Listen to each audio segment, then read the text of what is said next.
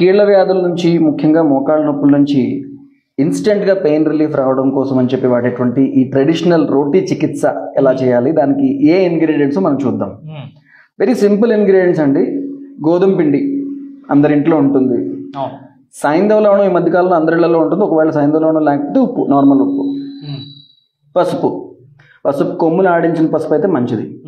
అలాగే శొంఠి కొమ్ములు ఆడించి తీసుకోవచ్చు, లేదంటే శొంఠి పొడి డైరెక్ట్గా మార్కెట్లో దొరుకుతుంది.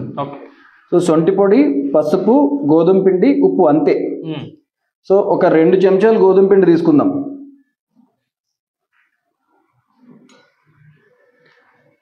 ఒక 1/2 చెంచా శొంఠి పొడి, 1 చెంచాడు సైంధవ లవణం, 1 చెంచాడు పసుపు.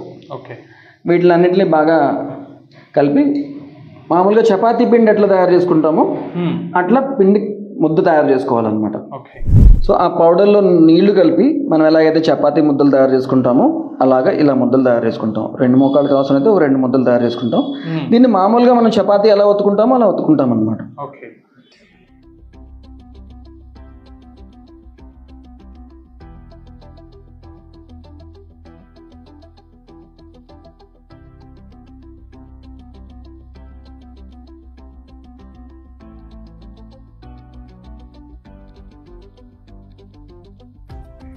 అతుక్కోకుండా ఉండడానికి గోధుమ పిండి బదులు శొంఠి పొడి పైన చల్లి ఇలా చక్కగా రోటీలాగా చేసుకుంటే ఇది చేయడానికి ఎంత 2 నిమిషాలు కూడా పట్టదు. పలచగా రోటీ అయిపోయిన తర్వాత దాన్ని మనం పెనం మీద రెగ్యులర్గా చపాతీ ఎలా కాలుస్తామో అలాగే నువ్వుల నూనెతో కాల్చాలి. అంటే నువ్వుల నూనెకి కూడా వేదనాహార ప్రాపర్టీస్ ఉన్నాయి కాబట్టి, అంటే నొప్పి తగ్గించే లక్షణాలు ఉన్నాయి కాబట్టి చక్కగా నువ్వుల నూనెని మనం ఈ రోటీ కాల్చడానికి వాడతాం. సో ఈ రొట్టె కాల్చడానికి మనం నువ్వుల నూనె తీసుకుంటాం. ఒక 2 చెంచాలు నువ్వుల నూనె వేస్తే సరిపోతుంది. రెగ్యులర్గా మనం చపాతీ ఎట్లా కాలుస్తామో అట్లనే కాలుస్తాం.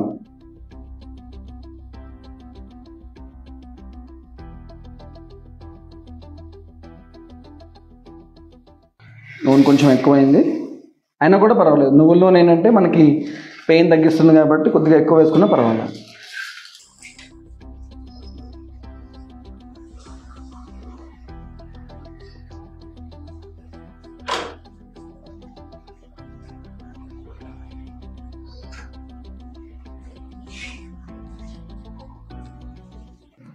పసుపు ఉండడం వల్ల కొంచెం ఎల్లో కలర్లో కనిపిస్తోంది. ఈ పసుపు, శొంఠి ఈ రెండింటికి చక్కటి యాంటీ ఇన్ఫ్లమేటరీ అనాల్జెసిక్ ప్రాపర్టీస్ ఉండడం వల్ల ఇన్స్టెంట్గా వాపుని, నొప్పిని తగ్గించడానికి చాలా ఉపయోగపడతాయి అన్నమాట. సో నువ్వుల నూనె అనేది మనకి అందుబాటులో లేనప్పుడు ఇంకేదైనా ఆయిల్ వాడుకోవచ్చు. నువ్వుల నూనె లేకపోతే శనగ నూనె, కొబ్బరి నూనె వాడుకోవచ్చు.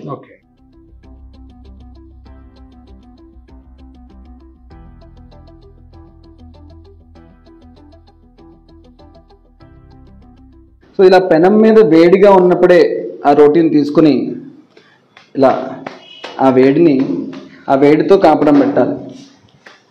మోకాళ్ళ మీద ఆ వేడితో ముందు కాపడం పెట్టి వేడి చూసుకుని తర్వాత నెమ్మదిగా ఇట్లా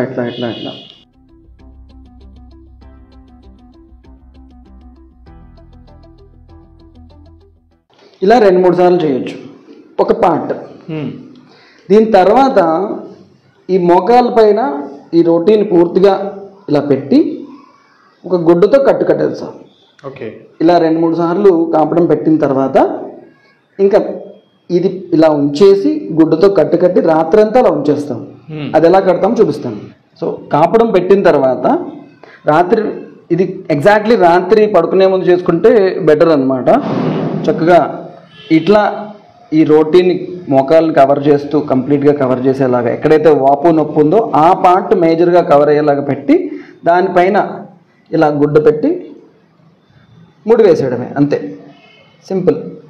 ఒక సింపుల్ ముడి, మరీ టైట్గా కాకుండా ముడి వేసేసి అట్లా పడుకుని పోతే సరిపోతుంది.